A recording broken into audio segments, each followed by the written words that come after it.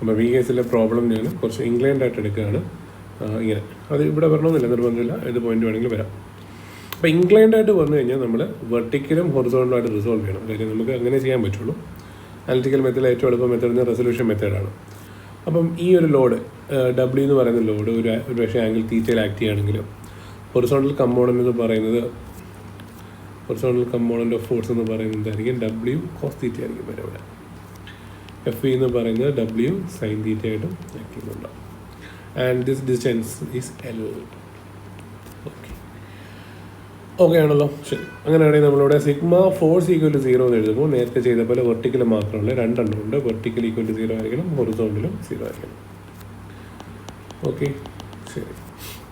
അപ്പോൾ അതിൻ്റെ അർത്ഥം ഇവിടുന്ന് ഉണ്ടാകുന്ന റിയാക്ഷൻ നേരത്തെ പറഞ്ഞ പോലെ വെർട്ടിക്കൽ റിയാക്ഷനും ഉണ്ടാവും, ഒരു ഹൊറിസോണ്ടൽ റിയാക്ഷനും ഉണ്ടാവും അല്ലേ. അതായത് ഇയാൾ ഇവിടുന്ന് ഇങ്ങോട്ട് പുഷ് ചെയ്യുന്നുണ്ട്, അപ്പോൾ അതിന് എവിടെയും പോകുന്നില്ല, അതിന് ഓപ്പോസിറ്റ് ആയിട്ട് ഒരു പുഷിങ് ഉണ്ടാകും. That is RH horizontal reaction, vertical reaction ഉണ്ടാവും. വെർട്ടിക്കൽ എഴുതുമ്പോഴത്തേക്ക് RV നമുക്കറിയാം -W sin തീറ്റ വരുന്നുണ്ട്. അപ്പോൾ RV ഈക്വൽ ടു നമുക്ക് എഴുതാം W sin തീറ്റ.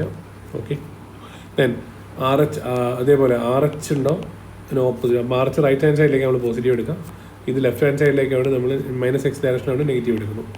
F cos തീറ്റ അഥവാ W cos തീറ്റ അല്ലേ, W cos തീറ്റ.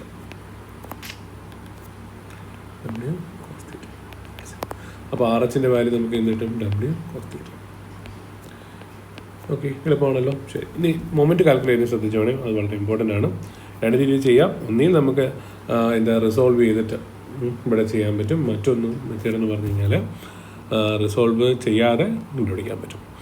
റിസോൾവ് ചെയ്യുന്ന മെത്തേഡ് നോക്കുവാണെങ്കിൽ നോക്കി, W cos തീറ്റ എന്ന് പറയുന്ന ഫോഴ്സ് റിസോൾവ്ഡ് കമ്പോണൻ്റ് ആണ്. അത് എവിടെ കൂടെ കടന്നു പോവാം? അതിൻ്റെ ലൈൻ ഓഫ് ആക്ഷൻ എന്ന് പറയുന്ന എയിലൂടെ തന്നെ കടന്നു പോകാം. അപ്പോൾ അയാൾക്ക് മൊമെൻറ്റ് ക്രിയേറ്റ് ചെയ്യാൻ പറ്റില്ല. ഇനി അടുത്ത ആൾ മൊമെൻറ്റ് ക്രിയേറ്റ് ചെയ്യാൻ പറ്റുന്ന ആൾ ഒരാളെ ഉള്ളൂ, അത് വെർട്ടിക്കൽ കമ്പോണൻ്റ് ആണ്. അപ്പോൾ നമ്മൾ മൊമെൻറ്റ് എടുക്കുകയാണെങ്കിൽ സിഗ്മ മൊമെൻറ്റ് അബൌട്ട് A എടുക്കുകയാണെങ്കിൽ ആദ്യം W cos തീറ്റ, അയാളുടെ പ്രശ്നം എന്താണ്? പെർപെൻഡിക്കുലർ ഡിസ്റ്റൻസ് 0 ആണ് അല്ലേ, അത് പോയി കിട്ടി.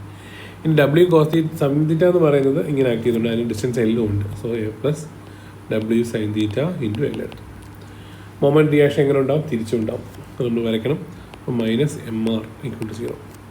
അപ്പോൾ MR ഇസ് ഈക്വൽ ടു നമുക്ക് എന്ത് എഴുതാൻ പറ്റും? W sin theta into L എന്ന് എഴുതാൻ പറ്റും.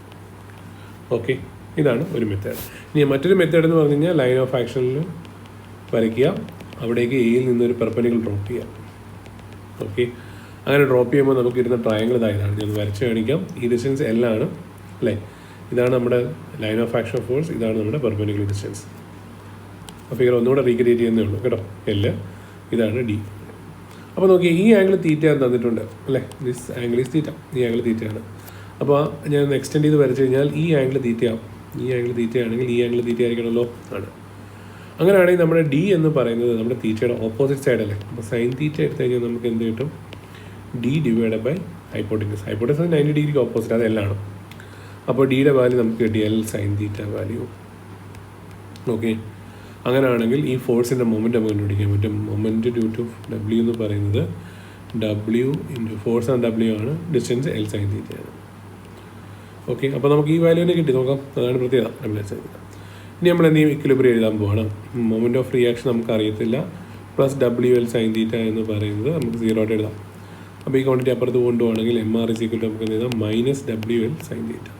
അതായത് WL സൈൻ തീറ്റ ഉണ്ടാകുന്ന ടോർക്ക് ക്ലോക്ക് വൈസ് ആണെങ്കിൽ MR ഉണ്ടാകുന്ന ടോർക്ക് എന്ന് പറയുന്നത് ആൻറ്റി ക്ലോക്ക് വൈസ് ആയിരിക്കും. അതാണ് മൈനസ് സൈൻ്റെ അർത്ഥം. ഓക്കെ, അപ്പോൾ നമുക്ക് എന്ത് എഴുതാൻ പറ്റും? Corresponding moment reaction due to external ലോഡും കണ്ടുപിടിക്കാൻ പറ്റും.